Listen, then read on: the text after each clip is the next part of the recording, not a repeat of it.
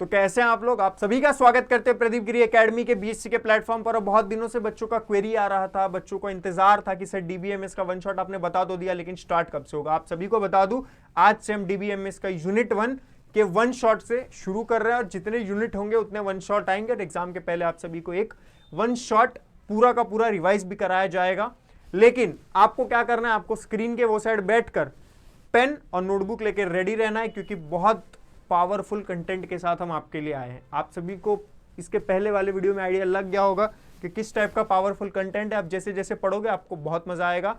और एक चीज बता दूं, जब पावरफुल कंटेंट हो, पावरफुल टीचर हो, पावरफुल स्टूडेंट हो, तो जब ये तीनों का कॉम्बिनेशन बनता है तो क्या आता है? पावरफुल रिजल्ट आता है।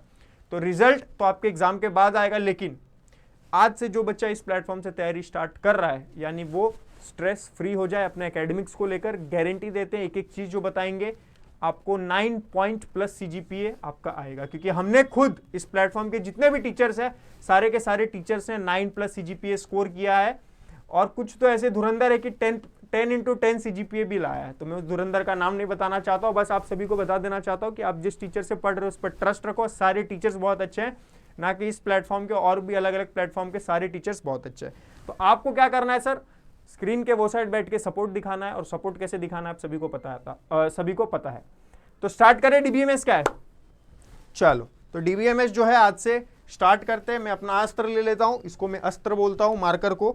और ये आप सभी की जिंदगी भी लिखती है, ये मार्कर, ठीक है। मैं लिखता बोर्ड पर हूं, लेकिन ये आप सभी का जिंदगी भी लिखता है। आप सभी को बता देता हूं, डीबीएमएस जो है वो एक्चुअली में डीबीएमएस क्या होता है, आप सभी को कुछ एक आइडिया आ रहा है? तो ये आपका पूरा important topics of syllabus of unit 1 BSc CS और आईटी के बच्चों का, ये जितने भी टॉपिक्स हैं, इसमें एक भी टॉपिक एक्स्ट्रा नहीं है, सारे यूनिट 1 का टॉपिक है। और आप सभी को बता दूं, ये अरेंज्ड है प्रॉपरली, जिस तरीके से आपके मुंबई यूनिवर्सिटी के सिलेबस में दिया गया है। तो अगर आप इस पेज को भी देखते हो तो आपको बहुत सारा चीजों का आइडिया लगता है। अगर आप देखोगे तो टॉपिक का आपको ओवरव्यू भी लगेगा विथ डायग्राम। अगर देखोगे तो डेटा क्या होता है, data is a raw information. और उसके बाद क्या है सर, डीबीएमएस का आर्किटेक्चर क्या होता है, एब्स्ट्रैक्शन किसको बोलते हैं, डेटा इंडिपेंडेंस किसको बोलते हैं, एक एक चीज को बड़े ध्यान से देखेंगे। लेकिन फिलहाल जो है वो आप सभी के काम का इस स्लाइड में वो ये सारी चीजें, ठीक है। तो यहां से जो है आपका डीबीएमएस स्टार्ट होता है ऑफिशियली सिलेबस के अनुसार। एक एक चीज को पढ़ेंगे, एक एक चीज को समझेंगे, और आप जोरदार तरीके से पेपर में एक एक चीज को लिख कर आना, ठीक है। तो स्टार्ट करें। चलो, आवाज़ थोड़ा कम ज़्यादा होते रहता है, जैसे जैसे मुझे लगता है कि आपकी एनर्जी डाउन हो रही है तो मेरा आवाज़ ज़्यादा हो जाएगा, जैसे जैसे लगता है कि बहुत ज़्यादा है तो मैं कम भी कर दूंगा, ठीक है। तो चलो स्टार्ट करते हैं। ले मां सरस्वती का नाम और शुरू करते हैं। चलो, तो सर डीबीएमएस एक्चुअली में क्या होता है, फिलहाल ये डेफिनेशन पर ना जाए, हम लॉजिकली और थोड़ा देखते कि डीबीएमएस क्यों बनाया गया। आप सभी को एक चीज़ बता देता हूँ, मैंने इंजीनियरिंग किया है, bachelor of engineering in electronics and telecommunication. जो मेरा फाइनल सीजीपीए था, यानी एग्रीगेट जिसको बोलते हैं या फिर एवरेज जिसको बोलते हैं, वो मेरा था 9 प्लस, 9.5 के अराउंड समथिंग था। और मैंने एक नहीं, दो नहीं, 3 सेमिस्टर में 10 सीजीपीए स्कोर किया है, 10 आउट ऑफ 10। 10 में से नहीं, 10 में से 10 स्कोर किया है 3 सेमिस्टर में। तो आप सभी को धीरे धीरे जैसे जैसे पढ़ेंगे आइडिया लगते जाएगा। लेकिन आप सभी को बता दूँ एक चीज़ की, डीबीएमएस क्यों आया, इसकी ज़रूरत क्यों पड़ी। यानी डीबीएमएस जो आज देख रहे हो बहुत क्रेज है मार्केट में, और प्लेसमेंट पॉइंट ऑफ व्यू से जो भी बच्चे फर्स्ट ईयर में, थोड़ा अपने फाइनल ईयर सीनियर्स से पूछ लेना कि डीबीएमएस का क्या रोल होता है प्लेसमेंट में, ठीक है। और मैं आप सभी को एक चीज़ और बताना चाहता हूँ कि डीबीएमएस, कोई भी चीज़ जब आप पढ़ते हो ना तो क्यूरियोसिटी जनरेट किया करो कि क्यों आया, किसने लाया, ठीक है। मैं भी जब इंजीनियरिंग कर रहा था ना, तो मैं भी अपने टीचर से क्रॉस क्वेश्चन किया करता था, अच्छे से करता था। तुम टेढ़ा मत करना, अच्छे से करोगे चीज़ें तो आपको अच्छे से जवाब मिलेगी, उल्टा क्रॉस करोगे तो आपको उल्टा जवाब मिलेगा। तो मैं पूछता था, कोई भी सब्जेक्ट होने तो मैं मैम को पूछता था, मैम ये सब्जेक्ट क्यों पढ़ना है हमें, इसका क्या मतलब फ़ायदा होगा, या मेरे इलेक्ट्रॉनिक इंजीनियरिंग में इसका क्या बेनिफिट है, मेरे करियर में कुछ ग्रोथ होगा इस सब्जेक्ट को पढ़ने से, कौन से साइंटिस्ट ने बनाई। ये सारी चीज़ें आपको उस सब्जेक्ट के प्रति इंटरेस्ट जगाती है कि ये साइंटिस्ट ने क्यों इतना रिसर्च किया। तो जो मेन पॉइंट है वो डीबीएमएस क्यों है। अगर आप सभी को बता दूं तो डीबीएमएस का फुल फॉर्म क्या है सर, डेटाबेस मैनेजमेंट सिस्टम। क्या सर, डेटाबेस मैनेजमेंट सिस्टम। यानी एक तरीके से आपको आइडिया लग रहा है, डेटा को हम क्रिएट कर रहे हैं, यानी उसके बहुत सारे बेसिस को क्रिएट कर रहे हैं, उसके बाद जो है मैनेज करेंगे और वो एक सिस्टम के फॉर्मेट में होगा। ये चीज़ें आपको समझ में आ रही है। लेकिन पॉइंट यहाँ है कि डीबीएमएस आने से पहले भी तो हम डेटा को अरेंज कर रहे थे, करेक्ट। डीबीएमएस के आने से पहले भी बहुत सारी यूनिवर्सिटीज थी, बहुत सारे साइंटिस्ट थे, उनको ये आइडिया क्यों नहीं लगा कि वो डीबीएमएस को ही हम डीबीएमएस का यूज ना करें। आप सभी को बता दूं पहले डेटा हम कैसे स्टोर करते थे। आज भी हम अगर आपके कॉलेज में जाओगे तो शायद कॉलेजेस अब डिजिटलाइजेशन की तरफ जा रही है, लेकिन आज भी आपको वहाँ पे रॉ बुक्स मिलेंगी, यानी बुक शेल्फ्स में बहुत सारी बुक्स रखी होंगी, यहाँ पर भी रखी है लेकिन आपके यहाँ भी रखी होंगी कॉलेजेस में। दूसरी चीज क्या है कि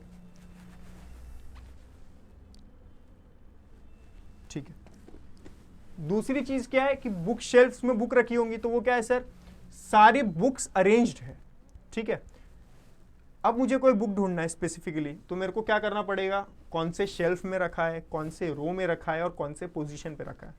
लेकिन यहां पे डीबीएमएस क्या करता है, पूरा गेम पलट देता है। आपको क्या करना है, सिंपल आपके यूजर इंटरफेस पे टाइप करना है कि आपको कौन सा बुक चाहिए, वो बुक का पीडीएफ आपके सामने आ जाता है, या बुक का आर्टिकल आ जाता है, बुक का फ्रंट पेज आ जाता है, जो भी अवेलेबल है उस बुक का कंटेंट वो आपके चीज़ों पे आ जाए। उसके बाद एक चीज़ और बेनिफिट क्या देता है डीबीएमएस, अब जैसे मैंने बुक लिया तो मैं पूरा बुक पढ़ूंगा नहीं सर, जो हर बच्चा करता है, बुक का एक स्पेसिफिक चीज़ को ही मेरे को देखना था, मेरे को ये डायग्राम ही देखना था, मेरे को एग्जाम्पल्स देखने थे, या मेरे को इसका एडवांटेज देखना था, तो मेरे को बुक के पन्ने पलटने पड़ेंगे। लेकिन अगर मैं सीधा प्रॉम्प्ट करूं कि मेरे को सिर्फ बुक का ये डायग्राम चाहिए, तो आपके सामने डायग्राम आता है। यहाँ पर डीबीएमएस पूरा का पूरा खेल जो है वो पलट देता है। कैसे सर, क्योंकि बुक शेल्फ, अब ज़्यादा बुक शेल्फ के लिए क्या लगेगा, लार्जर स्पेस लगेगा। यहाँ पर ज़्यादा स्पेस नहीं लगता, यहाँ पर कॉम्पैक्ट डिस्क देखा ना सीपीयू के अंदर, आपके मोबाइल के अंदर जो रैम वगैरह रहता है, उसके अंदर सारी की सारी डेटास को हम स्टोर कर सकते हैं। उसके लिए भी जीबी वगैरह रहता है, लेकिन आप तो भी एक समझो, एक बुक मतलब पूरे रूम के अंदर जितना बुक है, वो पूरे बुक का रॉ डेटा मैं एक मोबाइल स्क्रीन के अंदर रख सकता हूँ, मोबाइल के प्रोसेसर के अंदर रख सकता हूँ। अगर आप कंप्यूटर चला रहे हो तो आपके सीपीयू में आप स्टोर कर रख सकते हो, ठीक है। तो आपको एक बेसिक आइडिया लग गया होगा। अब जो मेरे को समझाने का था कि डीबीएमएस क्यों बना और डीबीएमएस को किसने बनाया, तो पहले थोड़ा सा वो देख लेते। क्या है सर डीबीएमएस, देखो एक मिनट, थोड़ा मार्कर को अरेंज कर लेते। चलो, क्या सर डीबीएमएस, सर डीबीएमएस का फुल फॉर्म क्या है, डेटाबेस मैनेजमेंट सिस्टम। अब अगर आप देखोगे तो इसमें इसको जिस साइंटिस्ट ने फाउंड किया था उसका नाम था चार्ल्स डब्ल्यू, देखो ये उसका नाम था चार्ल्स डब्ल्यू। अब पता है ये नाम साइंटिस्ट का नाम है जिसने डीबीएमएस फाउंड किया था, और इसके आप फादर भी बोला जाता है। अगर आपको कोई पूछे कभी कि फादर ऑफ डीबीएमएस कौन है, तो आप इसका यूज कर सकते हो। और आपको एक हीरो बनने का तरकीब बताओ क्लास के अंदर, अभी सब फर्स्ट ईयर में रहते, एकदम जोश में रहते कि हमको भी जानना है भाई, हमको भी स्कॉलर बनना है, हमको भी टॉपर बनना है। तो आपको एक तरीका बता दो, आप जाना क्लास में, मैम अगर डीबीएमएस स्टार्ट कर चुकी है तो एंड में पूछना, अगर बीच में चल रहे हो तो कभी मूड देख के पूछना। मैम को ऐसे क्रॉस क्वेश्चन कर देना क्लास में। अगर अच्छी प्रोफेसर या अच्छे टीचर्स होंगे तो आपको जरूर बताएंगे, और नहीं पता होगा तो बोलेंगे हम रिसर्च करके आपको बताएंगे। उनको पूछना मैम डीबीएमएस तो हमने फाउंड किया, किसी साइंटिस्ट ने फाउंड किया, लेकिन उस साइंटिस्ट का नाम क्या है, या फिर फादर ऑफ डीबीएमएस कौन है, ठीक है, फादर ऑफ डीबीएमएस कौन है, ये आप पूछना जरूर। चाहे तो मैम को पता होगा तो मैम तुरंत बताएगी, नहीं बताएगी तो पूरे क्लास में चर्चा होगा कि जो हमारे चलो आज एक नाम भी रख लेते, जो हमारे मिश्रा जी हैं वो बड़े बढ़िया पढ़ाई करते हैं, वो बड़ा बड़ा क्वेश्चन पूछते हैं मैडम को कि फादर ऑफ डीबीएमएस कौन है, और मैम को नहीं पता होगा, ठीक है। ये नहीं बोल रहा नहीं पता होगा, पता होगा तो मैम तुरंत बताएगी, नहीं तो अच्छी प्रोफेसर होगी तो रिसर्च करके बताएगी। तो मैं तो ये जरूर पूछता था फादर कौन है, इसका एडवांटेजेस क्या होता है, मेरे लाइफ में क्या सुधार होगा सब्जेक्ट पढ़ने से। लेकिन जो पॉइंट है वो क्या पॉइंट है सर, कि ये साइंटिस्ट का नाम तो आपने बता दिया, लेकिन आप सभी को पता है अभी जो दूसरा फैक्ट दूंगा ना मैं आप सभी को, वो फैक्ट जो है आपका दिमाग फेर देगा। आप कौन से ईयर में बैठे हो सर, 2026 में। एक अज्यूम करो कि डीबीएमएस कब आया होगा, डीबीएमएस साइंटिस्ट ने कब सोचा होगा, तो भी एक अज्यूम करो, तो सॉफ्टवेयर है, और आप सभी को पता है जो भी सॉफ्टवेयर है वो 1990s के बाद से ही मतलब लोगों तक आसानी से पहुंचने लगे, सुपर कंप्यूटर्स के फॉर्म में कंप्यूटर, फिर लैपटॉप्स, फिर उस तरीके से। और अभी तो एकदम पीक टाइम चल रहा है पूरे इलेक्ट्रॉनिक कंपोनेंट्स का, क्योंकि आप देख रहे हो सारी चीज़ें बढ़िया बढ़िया क्वालिटी की मिल रही है। आपको पता है शॉक कब होगा, अभी देते शॉक, देखो ये जो साइंटिस्ट थे, ये साइंटिस्ट, आप सोचो साइंटिस्ट ने इसको कब सोचा पता है? ये देखो,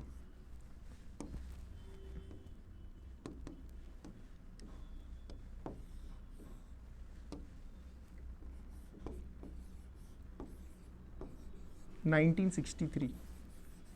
आप अज्यूम करो ये साइंटिस्ट का क्या लेवल होगा, जिसने भी डीबीएमएस या जिसको भी फादर ऑफ डीबीएमएस बोला जाता है, कितने रिस्पेक्टफुली इन्होंने वो टाइम पर सोच लिया कि मैं डीबीएमएस नाम का एक सॉफ्टवेयर बनाऊंगा और उस सॉफ्टवेयर में मैं पूरे बुक या जो भी डेटा मुझे स्टोर करना होगा वो डेटा को मैं उसमें स्टोर करूंगा। सोचो आप 1963 में, जहां पे मेरे को लगता नहीं कि तभी मोबाइल होगा या कंप्यूटर का भी एक्सेसिबिलिटी हर कॉलेज या हर स्कूल में होगा। ठीक है, वैसे तो ये इंग्लैंड के रहने वाले थे और इंग्लैंड से इन्होंने अपनी पढ़ाई वगैरह की थी, तो वो सारी चीज़ें एक अलग फैक्टर है, लेकिन आप सभी को जो बताना था वही। और एक और साइंटिस्ट हैं जिनको फादर ऑफ डीबीएमएस बोला जाता है, या वो आज डीबीएमएस के फादर बोले जाते हैं। तो ये आपके लिए होमवर्क है कि आप कमेंट करना कि कौन है हमारे फादर ऑफ डीबीएमएस। तो पूरा डीबीएमएस सब्जेक्ट तो सीखेंगे ही, लेकिन जो एक चीज़ होता है ना कि ये चीज़ मुझे पता होनी चाहिए, इसको नहीं पता होनी चाहिए, ये अलग बनाता है आप सभी को, एक एस्पिरेंट्स को। ठीक है, चलो, तो आप सभी के सीखने वाली पार्ट ये थी। तो आओ चलो, ये देखो डीबीएमएस का जो एक्चुअल डेफिनेशन है वो ये है। तो डीबीएमएस, अगर आपको कोई कभी पूछे कि डीबीएमएस क्या है, तो सर डीबीएमएस एक सॉफ्टवेयर है जिसके अंदर हम डेटा को मैनेज करते हैं, और मैनेज करने के बहुत सारे तरीके हैं। क्या सर? स्टोर कर सकते हैं, डिलीट कर सकते हैं, इंसर्ट कर सकते हैं, कॉपी कर सकते हैं, पेस्ट कर सकते हैं, मतलब हर एक तरीका कर सकते हैं जिसमें हम डेटा स्टोर करते हैं। और अगर आप सभी को बता दूं तो आप जो भी व्हाट्सएप पे करते हो, जिस किसी दोस्त के साथ भी करते हो, गलत नहीं लेके जाना, सही बता रहा हूँ, एक एग्जांपल दे रहा हूँ कि जो भी व्हाट्सएप पे, इंस्टाग्राम पे, स्नैपचैट पे आप कहीं भी चैट वगैरह करते हो तो कहीं ना कहीं वो डेटा स्टोर हो रहा है। तो अब जो भी वहां पर एक्शंस परफॉर्म कर रहे हो आपके यूजर इंटरफेस पर, वो जो भी आप एक्शन परफॉर्म कर रहे हो वो सारे के सारे एक्शन आप डीबीएमएस में परफॉर्म कर सकते हैं। ठीक है, तो जो बात बताना चाह रहा था वो क्या था कि डीबीएमएस के जो मेन फंक्शंस है वो insert data, update data, delete data, retrieve data, manage security और जनरेट रिपोर्ट्स। तो जो इसमें आप इंसर्ट करते हो, कोई भी मैसेज टाइप करते हो, अपडेट करते हो, अगर वो मैसेज अच्छा नहीं लगा तो कोई और मैसेज करते हो, डिलीट करते हो, अगर ये मैसेज अच्छा नहीं लगा तो आप डिलीट कर देते हो, रिट्रीव डेटा, अगर आपका व्हाट्सएप पे कुछ चीज़ आपने ये कर दिया, डिलीट कर दिया, तो आप उसको वापस से जाकर रिट्राई वाले ऑप्शन पर जाकर आप उसको रिट्रीव करते हो।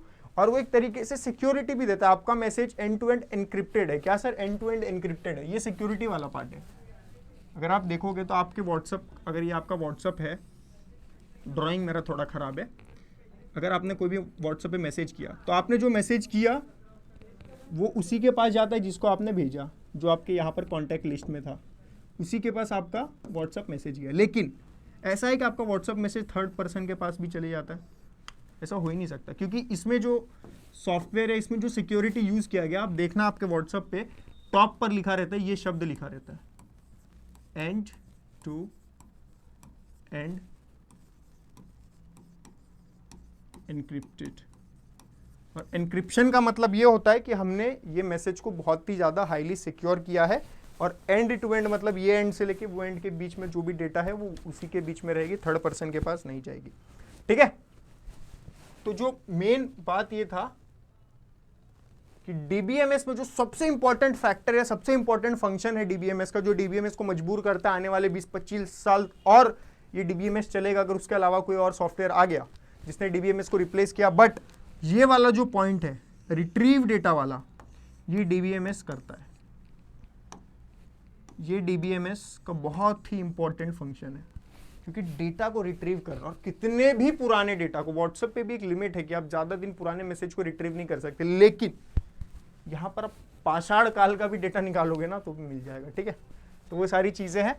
अब डीबीएमएस वर्क कैसे करता है, जो आपके दिमाग में एक बेसिक आर्किटेक्चर बन जाना चाहिए, आज ही आप अपने बुक पर लिखोगे कि जो सबसे पहला बॉक्स है ब्लॉक डायग्राम का वो यूजर्स है, क्योंकि डीबीएमएस डेटा क्रिएट कौन कर रहा है? डेटा हम क्रिएट कर रहे हैं। कौन से फॉर्म में कर रहे हैं सर? टेक्स्ट के फॉर्म में कर रहे हैं, मैसेजेस के फॉर्म में कर रहे हैं, इमेजेस के फॉर्म में कर रहे हैं। हर वो एक्शंस जो भी आप डिजिटली कर रहे हो वो एक डेटा क्रिएट कर रहा है। क्या सर? कोई भी एक्शन जिसको आप डिजिटलाइजेशन पर कर रहे हो या डिजिटल चीज पर कर रहे हो और वो इंटरनेट से कनेक्टेड है, तो वो क्या है सर? वो डेटा को जनरेट कर रहा है। तो सर जो यूजर है वो पहला ब्लॉक है जिसमें स्टूडेंट, टीचर, एडमिनिस्ट्रेटर, एप्लीकेशंस, आपके मम्मी पापा सब इसमें आ जाएंगे, आपकी गर्लफ्रेंड भी आ जाएगी, अगर आपका बॉयफ्रेंड है तो वो भी इसमें आ जाएगा। लेकिन ये डेटा कहीं ना कहीं सिक्योर होगा, सेव होगा, स्टोर होगा। वो हमारा जो सेकंड ब्लॉक है वो है sir software to manage data efficiently, या आप इसको सॉफ्टवेयर मैनेजर भी लिख सकते हो, कोई दिक्कत नहीं। लेकिन जो मेन हेडिंग है वो डीबीएमएस, यूजर डीबीएमएस। और ये डीबीएमएस जो है ये सॉफ्टवेयर में अभी रन कर रहा है, सेव नहीं हुआ है। ये सेव होगा डेटाबेस में जाकर। कहां सर? डेटाबेस में जाकर। किसी को कोई दिक्कत नहीं? तो आप सभी को जो बताना चाहता है कि डीबीएमएस वर्क कैसे करता है, ये बेसिक आर्किटेक्चर क्या है सर? यूजर, डीबीएमएस और डेटाबेस, ये इसके तीन है। यानी अगर आप इसको शॉर्ट करना चाहते हो तो U D B D A, ये 5 शब्द आप याद कर लो। कौन सा sir? U D B G A, यानी ए बी और यू, आप ऐसे भी याद कर सकते हो, ठीक है। तो ये आपका अगर कोई भी क्वेश्चन पूछे डेटाबेस के रिलेटेड तो आपको वहां पर ये बना देना है। You for sir user, D for sir database,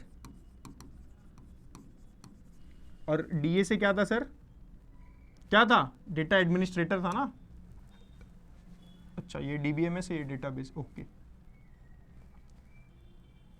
चलो कोई नहीं, इधर डीबीएमएस लिख देना, डेटाबेस, और यहां पर तो ये डेटाबेस ही बोला गया, ये पूरा लिख देना, डेटाबेस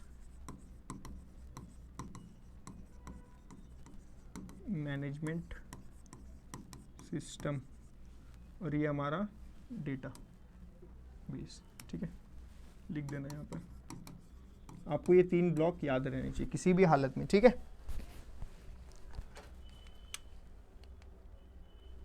तो आपको जो इसमें इंपॉर्टेंट एस्पेक्ट्स इतने ही थे इस स्लाइड में सीखने के लिए, तो आप सभी को एक तो क्लैरिटी आ गया होगी डेटाबेस क्या होता है, डेटाबेस मैनेजमेंट सिस्टम कैसे वर्क करता है, उसके क्या 5 फंक्शंस हैं, insert, update, delete, copy, retrieve, ये इसके 5 बहुत इंपॉर्टेंट फंक्शंस हैं, ठीक है। और अगर नहीं याद आया फंक्शंस तो आपको व्हाट्सअप वाला आपका मैसेज याद करना है, जब आप उसको मैसेज करते हो, किसको? उसको, सब अपने अपने उसको मैसेज करते हैं, ठीक है। चलो नेक्स्ट क्या है सर? रिमोट काम नहीं कर रहा है, अच्छा ये फैक्टर्स हो गए। चलो नेक्स्ट क्या है सर? Characteristics of database. अब क्या है sir characteristics of database? Simple है, ये सारी चीजें हमने डिस्कस कर ली है। जो भी बच्चे स्टार्टिंग के पहले 5-6 मिनट अच्छे से सुने होंगे उनको ये सब बहुत आसान लगेगा। चलो एक एक करके देखते हैं। पहला क्या है sir? Data storage and management. Sir इसके नाम में नहीं दिया है सर, ये डेटा एक बेस है और इसमें हम मैनेज कर रहे हैं, लेकिन कौन से फॉर्मेट में सर? सिस्टम के फॉर्मेट में। किसी को कोई दिक्कत नहीं? तो डीबीएमएस कैसे वर्क करता है? डेटा को मैनेज करता है एक सिस्टम बनाकर, और हर एक का अपना एक सिस्टम होता है, करेक्ट। तो चलो पहला क्या है sir? Data storage and management. DBMS stores large amount of data in an organised and structured manner. सही बात है, मैंने बोला था डेटाबेस में सारे जो मैसेजेस हैं या सारे जो भी डेटा है वो एक प्रॉपर फॉर्मेट में स्टोर रहता है। जिस फॉर्मेट में आप उससे डिमांड करोगे वो आपको उसी फॉर्मेट में रिप्लाई देगा आपके यूजर इंटरफेस पर। यूजर इंटरफेस पता है ना क्या होता है? देखो बता देता हूँ। यूजर इंटरफेस जो होता है वो आपके यानी यूजर के सामने जो भी फेस ओपन है उसको यूजर इंटरफेस बोलते हैं। एक बैकएंड होता है, बैकएंड में क्या होता है जिसको हम आप डेटा एब्स्ट्रैक्शन भी बोल सकते हो। बैकएंड वो होता है जहां पर सॉफ्टवेयर वाली चीजें करते हैं, जैसे कि चलो थोड़ा सा को समझा देते हैं। जो मेन है वो जो मेन है सर वो यूजर इंटरफेस, शॉर्ट में लिख रहा हूं। फिर एक फ्रंट एंड होता है और एक सर बैक एंड होता है, ठीक है। और इसके उस साइड डीबीएम है, सब डाल सकते हो, डेटाबेस होता है, ठीक है। यूज़र इंटरफेस पे वो सारी चीज़ें रहती है जो यूज़र डिमांड करता है। यानी ये सारे एप्लीकेशंस आपके फ़ोन में, आपने इंस्टाग्राम ओपन किया तो इंस्टाग्राम का आपको यूज़र इंटरफेस दिख रहा है। अब जो फ्रंट एंड होता है वो क्या होता है? इसमें बहुत सारी चीज़ें होती है। जो फ्रंट एंड होते हैं वो लोग क्या करते हैं? एप्लीकेशन को डेवलप करते हैं जो सामने दिखेगा। यानी अगर आप फोकस करोगे तो देखो इंस्टाग्राम का जो लोगो होता है, जहाँ तक मुझे याद है ऐसा कुछ होता है, ठीक है। तो इसमें ये रेड कलर क्यों रहेगा, ये डॉट इधर ही क्यों रहेगा, या ये जो अंदर कैमरा बना है छोटा सा ये इधर ही क्यों रहेगा, ये इंस्टाग्राम का जो लोगो है वो ऐसा ही क्यों रहेगा, या वो वही फॉन्ट में क्यों रहेगा? समझ में आ रहा है? तो ये कौन करते हैं? सब फ्रंट एंड वाले करते हैं। जो रियल काम होता है यानी जिस पर ये सारी चीज़ें चलती है वो सर बैक एंड होता है। यानी यहाँ पर कौन काम करता है? एक्चुअल सॉफ्टवेयर इंजीनियर्स यहाँ पर काम करते हैं बैक एंड में। यानी वो चीज़ों को प्रॉपर अरेंज करते हैं। जब भी हम कोड करते हैं सर कौन से फॉर्मेट में करते हैं, 1010 के फॉर्मेट में करते हैं। कोई भी डेटा स्टोर करेंगे तो भी सर 1010 के फॉर्मेट में करेंगे। तो सारी कोड किधर आएंगे सर, बैकएंड पर आएंगे। यानी बैकएंड वाले कौन है सर, कोर हार्ट है किसके सर, पूरे के पूरे सिस्टम के। ठीक है, तो ये आपको पता होना चाहिए। यूजर इंटरफेस वो जो आपके सामने चीजें दिख रही है। ठीक है, इसको जितना डीप में लेके जाएंगे उतना डीप में जाएगा। आओ फटाफट कैरेक्टरिस्टिक्स देखते हैं, इसको खत्म कर दे। चलो, तो कैरेक्टरिस्टिक्स का जो पहला पॉइंट था वो खत्म, यानी ये वाला पॉइंट आपको इधर से मिल जाएगा। दूसरा क्या है सर, डेटा सिक्योरिटी। क्या सर, डेटा सिक्योरिटी, यानी ये क्या करेगा सर, डेटा को सिक्योरिटी भी प्रोवाइड कर रहा है, protects data from unauthorised access, provide authentication and authorisation. जो सबसे बेस्ट एग्जांपल है व्हाट्सएप का, जो मैंने बताया था, एंड टू एंड एनक्रिप्टेड रहता है। आपका मैसेज उसी के पास जाएगा जिसको आपने भेजा है। तीसरा, data sharing, multiple users can access and share data simultaneously with proper permissions. अब क्या, अब आप बोलोगे सर मैंने तो डेटा जिसको भेजा उसी के पास जाना चाहिए, आपने बताया, लेकिन यहाँ पर क्या देखो, यहाँ पर एक शब्द है जो मेंशन है, साइमल्टेनियसली विद प्रॉपर परमिशन। यानी अगर आप परमिशन दोगे तो आपका व्हाट्सअप आप आपके लैपटॉप में भी ओपन कर सकते हो, टैबलेट में भी ओपन कर सकते हो और दूसरे मोबाइल में भी ओपन कर सकते हो। तो वहां पर क्या आपको प्रॉपर परमिशन देना पड़ेगा। चौथा क्या है सर, रिड्यूस डेटा रिडंडेंसी। अब डेटा रिडंडेंसी क्या होता है, जहां पर डुप्लीकेट चीजें बनती चली जाती है। Avoid duplicate data and save storage space, data is stored in the centralised form. सही बात है, अगर एक डेटा है अंशुल नाम का और वापस वो दूसरा एक अंशुल नाम का मैसेज वापस से कॉपी होता है, तो वापस से डेटा जो है वो स्टोर होगा, दोनों डेटा स्टोर होगा। काम का तो एक ही है, डेटा अंशुल, तो दूसरा क्यों स्टोर हो रहा है, तो वो एक स्पेस ले रहा है, वो स्पेस को हमें एम्प्टी करना है। उधर भी ये चीज़ बहुत ज़्यादा इंपॉर्टेंट है। ये पॉइंट वो बच्चा लिख कर आएगा जिसने डीबीएमएस को बहुत अच्छे से पढ़ा है। तो डेटा रिडंडेंसी में बहुत ज़्यादा इंपॉर्टेंट रोल प्ले करता है, जिसका नाम है ये अवॉइड डुप्लीकेट। ये वर्ड आपको याद रखना है। दूसरा क्या है सर, डेटा इंटीग्रिटी। अब सर डेटा इंटीग्रिटी क्या होता है, ये एक्चुअली सिक्योरिटी का पार्ट है। यानी जो हमारा सिक्योरिटी, जो भी मोबाइल में एप्लीकेशंस में डिजिटलाइजेशन में जो भी सिक्योरिटी जिस पर चलता है वो 3 प्रिंसिपल पर चलता है। ये सब है नहीं बट आपको बता देते हैं, आगे काम आएगा। सर ट्रायंगल पर चलता है, मेरे को याद नहीं एक्चुअली में कैसा है, लेकिन ये देखो CI ये बोला जाता है। C for confidentiality, I for integrity और A से सर अवेलेबिलिटी होता है। तो ये ट्रायंगल पे वर्क करता है। शायद ऐसा भी हो सकता है CI, अभी मेरे को एक्चुअल में देखना पड़ेगा, लेकिन जो भी इसका मेन एस्पेक्ट है वो हमको क्या बात करना है सर, ये इंटीग्रिटी वाला पार्ट बात करना है। कौन सा सर, ये इंटीग्रिटी वाला पार्ट हमको देखना है। तो इंटीग्रिटी वाला पार्ट क्या करता है सर, सिक्योरिटी का पार्ट है। अब देखो, ensures accuracy, consistency and reliability of data enforcing rules and constraints. क्या कर रहा है सर, ये एक्यूरेसी को बढ़ा रहा है, कंसिस्टेंसी को बढ़ा रहा है, रिलायबिलिटी को बढ़ा रहा है of data enforcing rules and constraint. जो भी रूल्स रहेंगे उसके हिसाब से ये वर्क करता है। दूसरा क्या है सर, डेटा इंडिपेंडेंस, यानी changes in data structure do not affect the application. सही बात है, डेटा में अगर मैं चेंज करूंगा तो कोई एप्लीकेशन यानी फ्रंट एंड पे चेंज होगा नहीं, किधर चेंज होगा सर, डीबीएमएस में चेंज होगा। फ्रंट एंड में कुछ चेंज हो रहा है नहीं, फ्रंट एंड में तो मैं खाली मैसेज टाइप कर रहा हूँ कि मेरे को ये चीज़ चेंज करना है, तो वो चीज़ उधर से चेंज हो जाएगी। दूसरा पॉइंट क्या है सर, दूसरा है सर बैकअप एंड रिकवरी। जो बोला था रिट्रीवल ऑफ डेटा, वो यही पॉइंट है। Provide backups of data and recovers its after failures और सिस्टम क्रैश। ठीक है, फिर क्या है सर, कॉन्करेंट एक्सेस। यानी कॉन्करेंट एक्सेस क्या होता है सर, देखो, allow multiple users to access this same data at the same time without conflicts. वैसे इजी डेटा रिट्रीवल, यानी इसके बाद जो पॉइंट है, एक्चुअल जो मेन पॉइंट है वो फर्स्ट ये आपको याद होना चाहिए, दूसरा ये, तीसरा ये, चौथा ये, पांचवा। उसके बाद जो भी चीज़ें हैं वो सारी चीज़ें रिपीट हो रही हैं एक दूसरे वर्ड में या दूसरे वोकैब में। ठीक है, तो जो मेन पॉइंट था वो यही था। तो आपको कैरेक्टरिस्टिक्स भी क्लियर होगा। अब देखते हैं एडवांटेजेस। एडवांटेजेस में क्या होगा सर, इसके कोई भी आप 5 एडवांटेजेस याद कर लो, आपको ये पूछा जाता है पेपर में। और अगर आपको देखना है तो यहाँ पर बढ़िया एग्जाम्पल दिया हुआ है आप सभी के बच्चों के लिए। राहुल नाम का अगर कोई बच्चा होगा तो ज़रूर एक रेड हार्ट कमेंट में डालेगा। कौन सर, राहुल। अगर प्रिया नाम की कोई प्यारी लड़की होगी तो वो भी हमारे बहुत प्यारे तरीके से हमारे कमेंट में एक रेड हार्ट जरूर ड्रॉप करेगी। और अमित और नेहा, फिर कि ये क्यों पीछे रहेंगे, इनको भी पता है क्या करना है, बड़े प्यार से बड़े प्यारे तरीके से कमेंट करना है। और अगर किसी का ये डेटा भी मैच कर रहा है तो कमेंट जरूर करना, मैं देखूँ तो डेटा सही में मैच कर रहा है। तो ऐसे एग्जाम्पल लिए गए, राहुल, प्रिया, अमित, और उनको कौन से कोर्स में वो एनरोल है, उनको कितना मार्क्स मिला और क्या रोल नंबर है उनका। तो ये एक्चुअली में क्या हो गया सर, ये कॉलेज का स्टूडेंट का डेटाबेस है जो मैनुअली रखा गया है। आपको दिख रहा है ये थोड़ा सिस्टम वाला पार्ट, लेकिन कॉलेज में आप सभी को पता है कैसी चीज़ें रखी जाती है। तो ये उस तरीके का है, लेकिन जो मेन 5 पॉइंट का है सर, इंप्रूव डेटा ऑर्गेनाइजेशन। सही बात है सर, डीबीएमएस आने से क्या होगा, बहुत सारा स्पेस कम हो गया, डेटा प्रॉपरली ऑर्गेनाइज है, कोई भी कोने में बैठ के मैं चीज़ों को एक्सेस कर सकता हूँ, ठीक है। उसी तरीके से दूसरा क्या है सर, बेटर डेटा सिक्योरिटी। सही बात है, डेटा सिक्योर भी। यहाँ पर समझो किसी साइंटिस्ट ने पहले रिसर्च करते थे, साइंटिस्ट छोड़, अपने इंडिया में नालंदा यूनिवर्सिटी को पूरा जला दिया था ना, तो वहाँ पे कितने थाउजेंड्स बुक्स थे जो जल गए, जिसमें पता नहीं क्या क्या हमारे मतलब वेदों में लिखा हुआ था, बहुत सारे साइंस के फॉर्मूले जो जला दिए गए। तो यहाँ पर उसका आप एग्जाम्पल याद कर सकते हो, बेटर डेटा सिक्योरिटी। दूसरा क्या है sir, data sharing. Data sharing भी आसान है, तुरंत व्हाट्सएप पे आपको कोई पीडीएफ है, आपको लग रहा है कि ये बहुत इंपॉर्टेंट क्वेश्चन अंशुल सर ने बताया, आप तुरंत दूसरे को ट्रांसफर कर देते हो। तीसरा सर क्या है, रिडक्शन इन डेटा रिडंडेंसी। सही बात है, डेटा रिडंडेंसी को करता है, यानी डुप्लीकेट होने की चीज़ों से रोकता है। जो भी डुप्लीकेट क्रिएट होगा तुरंत वो उस चीज़ को क्या कर देगा, डिलीट कर देगा। फिर data integrity, backup, recovery, concurrent access, वही सारी चीज़ें जो कैरेक्टरिस्टिक्स वाली पार्ट है। अगर आपको जो मेन मेरे को अगर कुछ बताना होता यहाँ पर, तो मैं ये बताता, instead of keeping data in many files manually, DBMS stores data in tables and helps to manage its efficiency. आप सभी को पता है डीबीएमएस जो है वो डेटा रोस और कॉलम में सेव कर रखता है। चलो ये भी पॉइंट हो गया। उसके बाद क्या बच रहा है सर हमारा, ये। चलो अब आते जो मेन क्वेश्चंस आपके पेपर में बनते हैं वो यहाँ से बनते हैं। सर क्या क्वेश्चन बनता है, देखो क्वेश्चन बनता है सर डीबीएमएस आर्किटेक्चर और डेटा इंडिपेंडेंस। क्या सर, डीबीएमएस आर्किटेक्चर और सर डेटा इंडिपेंडेंस, ये आपको दो चीजें पता होनी चाहिए। तो जो डीबीएमएस आर्किटेक्चर है वो कैसे वर्क कर रहा है सर, देखो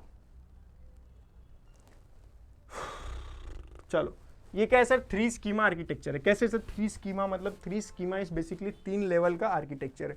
3 लेवल का आर्किटेक्चर कैसे सर, देखो ये क्या है sir, external level. External level पे कौन होगा सर, यूजर होगा, यानी यूजर इंटरफेस पे जो भी लोग हैं, यानी हम आप जो भी है वो सर यूजर इंटरफेस। दूसरा क्या है सर, कॉन्सेप्चुअल लेवल, यानी इसमें क्या होगा सर, लॉजिकल स्ट्रक्चर होगा। क्या होगा सर, लॉजिकल स्ट्रक्चर, यानी ये डेटा को मैं कैसे स्टोर करना चाहता हूँ। आप जैसे आप खोलोगे कोई भी रोज कॉलम में, अगर आप MS वर्ड वगैरह में भी अगर आप डेटा स्टोर कर तो पहले आप दिमाग में सोचते हो ना कि ये मेरे को ये रो यहाँ पर रखना है, ये कॉलम में मेरे को नंबर्स रखने, ये रो में मेरे को ये सारी चीज़ें रखनी है। तो वही चीज़ यहाँ पर बोली गई है। जो हमारा दूसरा लेवल है वो क्या है sir, logical structure and conceptual schema. तीसरा क्या है सर, इंटरनल लेवल, यानी फिजिकल स्टोरेज। यानी तीसरा क्या है, इंटरनल, यानी वो एब्स्ट्रैक्शन का पार्ट है, जो चीज़ें हमें दिखती नहीं है कभी कि डेटा कहाँ स्टोर हुआ, कैसे स्टोर हुआ। फिर क्या है सर, स्टोर डेटाबेस, यानी डेटाबेस क्रिएट होता है, वहाँ पर डेटा जो स्टोर होती है। तो 3 लेवल क्या है सर, सबसे पहले एक्सटर्नल यानी यूजर्स, दूसरा कॉन्सेप्चुअल यानी लॉजिकली जो मैं चीज़ें सोचूंगा मेरे को कहाँ पर रखना है। फिर क्या है सर, इंटरनल लेवल। तो इंटरनल लेवल में क्या होगा सर, फिजिकल स्टोरेज जो है वो काफ़ी ज़्यादा इंपॉर्टेंट है। और लास्ट में जो लास्ट वाला जो पॉइंट है वो क्या है सर, स्टोर डेटाबेस। किसी को कोई दिक्कत नहीं। अब क्या है सर, डेटा इंडिपेंडेंस। अब डेटा इंडिपेंडेंस क्या होता है, इस पर क्वेश्चन बनता है, और शायद अगर आपका वाइवा होगा ये सब्जेक्ट का तो इस पर भी आपको वो एग्जामिनर क्वेश्चन पूछेगा कि डेटा इंडिपेंडेंस क्या होता है। तो आप बता देना जोरदार तरीके से। वो 2 टाइप के होता है, फिजिकल डेटा इंडिपेंडेंस और लॉजिकल डेटा इंडिपेंडेंस। फिजिकल में क्या होता है sir, changes in the physical storage यानी internal level to not affect the conceptual और एक्सटर्नल लेवल। क्या होता है सर, फिजिकल लेवल पर अगर हम कोई भी चेंजेस करते हैं तो वो जो है इस लेवल पर और इस लेवल पर चेंजेस नहीं होता है। दूसरा एग्जांपल क्या है, चेंजिंग डिस्क और file structure does not affect programs. अगर मेरा एक डिस्क भर गया यानी एक रैम भर गया तो मैं उसकी जगह पे दूसरा रैम डाल दूंगा तो उससे कुछ जो डेटा है वो अफेक्ट होगा नहीं, डेटा जो अंदर स्टोर है वो प्रॉपरली स्टोर रहेगा। दूसरा क्या है sir, logical data independence, changes in the conceptual structure, external level और यूजर व्यूज। ठीक है। दूसरा क्या है सर, एग्जाम्पल क्या है सर इसका, adding a new field in table does not affect the user view. सही बात है, मैं दूसरा टेबल ऐड करूंगा तो उसमें कुछ चीजें अफेक्ट होंगी नहीं। तो वही पॉइंट है सर, एक फिजिकल है और एक लॉजिकल है। फिजिकल में क्या होता है सर, अगर मैं कोई भी डिस्क चेंज कर दूं तो डेटा जैसा स्टोर रहेगा वैसा ही। और इसमें सर कोई भी चीज़ में अगर ऐड कर दूं, अगर आप देखोगे डायग्राम में तो जो पुराना वाला डेटा रहेगा उसमें जो है वो कोई भी चीज़ें अफेक्ट नहीं करेगी। अब जो लास्ट वाला पार्ट है, अच्छा इसमें भी है क्या, वही तो मेरे को कन्फ्यूजन हो रहा था। चलो ये भी देख लेते फटाफट। ये क्या है सर, डेटा एब्स्ट्रैक्शन। अब डेटा एब्स्ट्रैक्शन क्या हो रहा है सर, देखो ये भी 3 लेवल का, एक्सटर्नल लेवल, कॉन्सेप्चुअल लेवल और इंटरनल लेवल। ठीक है। तो ये कैसा, ये आपको प्रॉपरली एक एग्जाम के तरीके से गाइड की तरह है, नोट्स की तरह आप इस तरीके से पेपर में लिख के आना तो आपको पूरे के पूरे नंबर मिलेंगे। फिर क्या है सर, लॉजिकल डेटा इंडिपेंडेंस और फिजिकल डेटा इंडिपेंडेंस। इसको हमने अभी जस्ट देखा, लेकिन उसको पेपर में कैसे लिखना है वो ये एक रिप्रेजेंटेशन है, एक्सटर्नल, कॉन्सेप्चुअल, इंटरनल। फिर उसको एक्सप्लेन किया गया, यहाँ पर एग्जाम्पल दिया गया ओल्ड स्टोरेज और न्यू स्टोरेज के नाम पर। फिर यहाँ पर भी एक एग्जाम्पल दिया बढ़िया से स्टूडेंट और डिपार्टमेंट का, तो आप जोरदार तरीके से देख सकते हो। दूसरा क्या है सर, ये वही पार्ट है जो हमने अभी देखा, यानी डेटा एब्स्ट्रैक्शन में बहुत सारी चीज़ें होती है जो हम नहीं देखते। अगर आप यहाँ पर एग्जांपल लोगे तो ये स्टूडेंट व्यू है, यानी आप देख रहे हो रोल नंबर नेम कोर्स दिया हुआ है, यानी ये पूरा डेटा इसमें जो भी दिया है वो हम देख पा रहे हैं। दूसरा जो कॉन्सेप्चुअल लेवल है वो कैसा है, वहाँ पर जो भी डेटा या क्वेरी हम लिख रहे हैं वो स्टूडेंट और डिपार्टमेंट के फॉर्मेट में अलग अलग फॉर्म में वो चीज़ें स्टोर हो रही है। उसके बाद जो फिजिकल स्टोरेज में जाता है वो तो वो एक PDF के फॉर्म में बन जाता है, वो ना ऐसे है ना ऐसे, लेकिन इसके अंदर ये डेटा है और उसके अंदर ये डेटा है। किसी को कोई दिक्कत, तो वही सारी चीज़ें एक्सप्लेन की गई। आपको पेपर में अगर पूरे नंबर चाहिए तो आपको इसी तरीके से लिखना है। किसी को कोई दिक्कत? आई होप किसी को दिक्कत नहीं होगा। और इसका लास्ट वाला जो स्लाइड है वो है सर एप्लीकेशन। तो इसका एप्लीकेशन अगर आप रीड करोगे तो आई थिंक ये सारे एप्लीकेशन है जो आप जैसे बच्चे या आपके पेरेंट्स डेली शायद यूज़ कर रहे हैं या कम से कम यूज़ तो कर ही रहे हैं। अगर एग्जांपल देना चाहे तो देखो बैंकिंग एंड फाइनेंस, आज बताओ मुझे कौन ऐसा बच्चा है जो UPI यूज़ नहीं करता है, और अगर वो नहीं यूज़ करता है तो वो भी कमेंट में लिख देना, ठीक है, मैं देखता हूँ कैसे यूज़ नहीं करता। दूसरा ई-कॉमर्स, कौन ऐसा आदमी है इस कम से कम आदमी नहीं मतलब कौन ऐसा बच्चा है जिसने भी फ्लिपकार्ट अमेजोन वगैरह नहीं यूज़ किया। हेल्थ केयर, कौन हेल्थ केयर में तो भी थोड़ा लैग कर रहे हैं क्योंकि हेल्थ केयर प्रॉपरली पूरा डिजिटलाइजेशन नहीं हुआ है, वहाँ पर आज भी लोग फिजिकली जाना पसंद करते हैं। एजुकेशन तो ऑब्वियसली वो पूरा एकदम डिजिटलाइजेशन की तरफ भाग रहा है। ट्रांसपोर्टेशन, टिकट्स वगैरह तो आज सब लोग ऑनलाइन बुक करते हैं। और टेलीकम्युनिकेशन जो बहुत वास्ट नेटवर्क है, किसी को अगर फ्यूचर बनाना है BSc IT के बाद तो एक CCN का कोर्स होता है, कम्युनिकेशन नेटवर्क करके, CCN का वो एक सॉफ्टवेयर होता है। अगर वो चलाना सीख जाते हैं तो उनको काफ़ी अच्छा सैलरी और पैकेज मिलता है, ठीक है। तो जो यहाँ पर था हमने यूनिट 1 को जोरदार तरीके से, पावरफुल तरीके से ख़त्म कर दिया। अब आपको कमेंट में दिखाना है कि आपको कंटेंट कैसा लगा और मोटिवेशन बना कर रखना है, क्योंकि वो मोटिवेशन हमारे लिए काम करता है। बच्चे ज़्यादा इंटरेस्टेड दिखेंगे तो हम और पावरफुल कंटेंट आप सभी के लिए लाएंगे और बहुत जल्दी लाएंगे, ठीक है। तो अगर इस यूनिट 1 पर कम से कम 1000 लाइक कंप्लीट होगा तो जिस मिनट 1000 लाइक कंप्लीट होगा उसी मिनट आपको यूनिट 2 का 1 शॉट मिल जाएगा। तो अब ये आपकी जिम्मेदारी है कि आपको 1000 स्टूडेंट तक रीच कैसे करना है, ठीक है। तो मिलते हैं दोस्तों नेक्स्ट वीडियो में। जय हिंद, बाय बाय, टेक केयर।